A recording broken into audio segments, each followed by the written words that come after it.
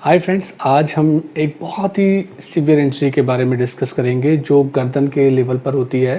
कि अगर road traffic accident में या गिरने की वजह से गर्दन की हड्डी के आसपास चोट लगती है तो कई बार क्या होता है कि चारों हाथ पाँव के अंदर पावर चली जाती है, पैरालिसिस हो जाती है, जिसको हम क्वाड्रिप्लेजिया बोलते हैं। नॉर्मली जब से जो ये motor vehicles high speed accidents होने लगे हैं तो ये इंजरी काफ़ी ज़्यादा कॉमन होने लगी है। और जो बड़े कंस्ट्रक्शन साइट्स पे जो वर्कर्स होते हैं, जो काम करते हैं, वहाँ पे ऊंची हाइट से गिरने की वजह से भी ऐसी सर्वाइकल इंजरीज़ होती हैं। तो उसके अंदर जब आप पेशेंट को देखते हैं तो आप खाली स्पाइन की इंजरी को असेस नहीं करते हैं। एक तो आप जो सारी ABCD करके हम देखते हैं कि उस पेशेंट का एयरवे कैसा है, उसकी ब्रीदिंग कैसी है, उसका सर्कुलेशन कैसा है। उसके अलावा फिर जाके हम उसकी न्यूरोलॉजिकल डिसेबिलिटी देखते हैं कि वो अपने हाथ पाँव को चला पा रहा है, कहीं उसमें पैरालिसिस तो नहीं हो गया है। और पेशेंट को पूरा एक्सपोज करते हैं, सारे कपड़ों को हटा के देखते हैं कहीं कोई ऐसी हिडन इंजरी तो नहीं है, क्योंकि पेशेंट को पैरालिसिस है तो वो सारे इंजरीज़ नहीं बता पाएंगे। और रिविज़िट भी करते हैं उनकी इंजरीज़ को देखने के लिए। दो इसमें भी टर्म्स होती हैं, एक क्वाड्रिप्लेजिया होता है कि जहाँ कंप्लीट पैरालिसिस है कि आप बिल्कुल भी पेशेंट जो हैं वो अपने हाथ या पैर को मूव नहीं कर पा रहे हैं। और एक सिचुएशन होती है जो इसके बीच की होती है, जिसे हम क्वाड्रिपेरेसिस बोलते हैं, जिसमें कि खाली वीकनेस रहती है लिम्स के अंदर, कुछ वो हाथ को उठा पा। तो स्पाइनल कॉर्ड की इंजरी को हम अलग अलग लेवल पे देखते हैं कि क्या ये इंजरी बहुत सीवियर ग्रेड की है, क्या ये इसमें रिकवरी पॉसिबल है, प्रोग्नोसिस कैसी रहेगी, पेशेंट कैसे ठीक होगा। तो इसी के लिए जब सीवियर ग्रेड की स्पाइनल इंजरीज़ होती है तो सबसे इम्पॉर्टेंट एस्पेक्ट जो हम एग्जामिन करते हैं,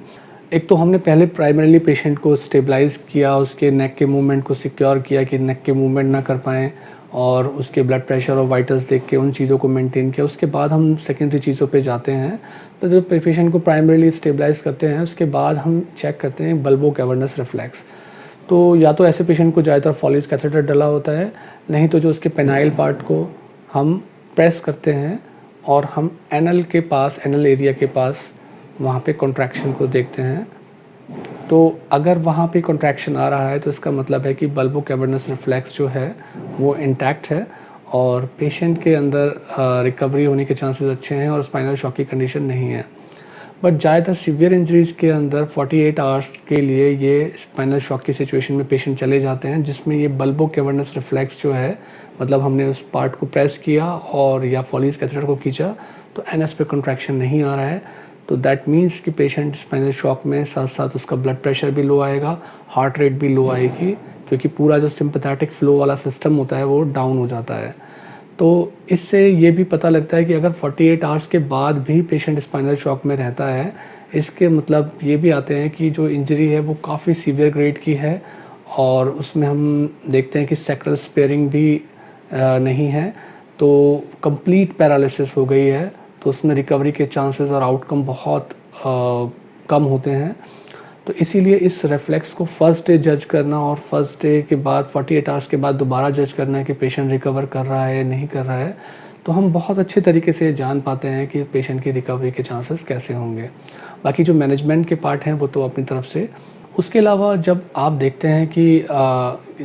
ग्रेडिंग की बात करते हैं कि कितनी सीवियर ग्रेड की इंजरी है, तो उसके लिए एक एशिया स्कोर होता है जिसमें अलग अलग लेवल पे हम देखते हैं कि क्या इंजरी कंप्लीट है। कंप्लीट का मतलब है कि पेशेंट अपने हाथ पाँव को मूव नहीं कर पा रहा है, यानी कि मोटर ज़ीरो है, कोई मूवमेंट नहीं हो रहा है, जरा भी फ्लिकर भी नहीं आ रहा है, मसल का कॉन्ट्रैक्शन भी नहीं आ रहा है।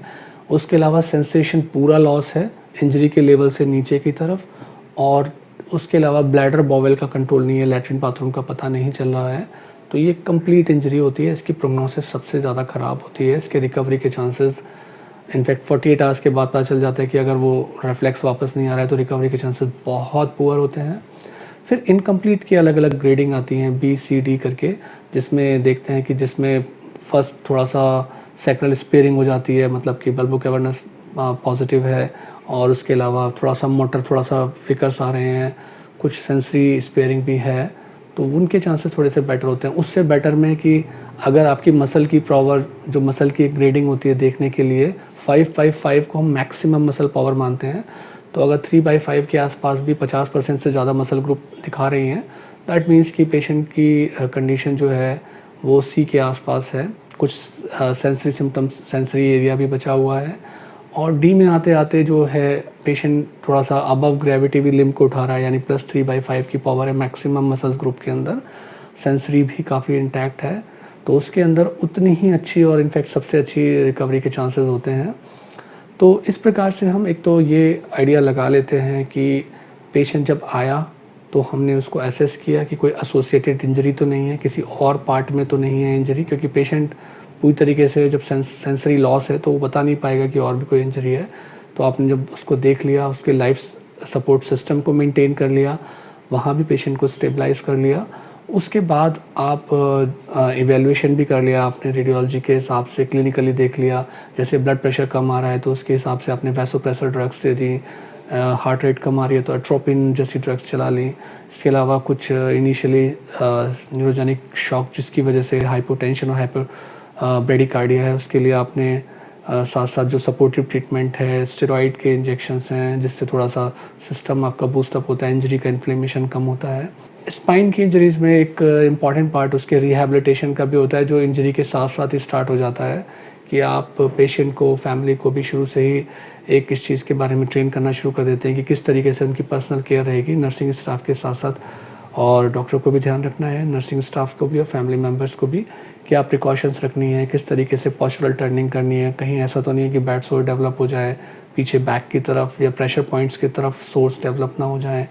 कैथेटर कहीं ब्लॉक तो नहीं हो रहा है। क्योंकि एक और सिचुएशन होती है जिसे हम ऑटोमेटिक डिसरेफ्लेक्सिया बोलते हैं, जिसके अंदर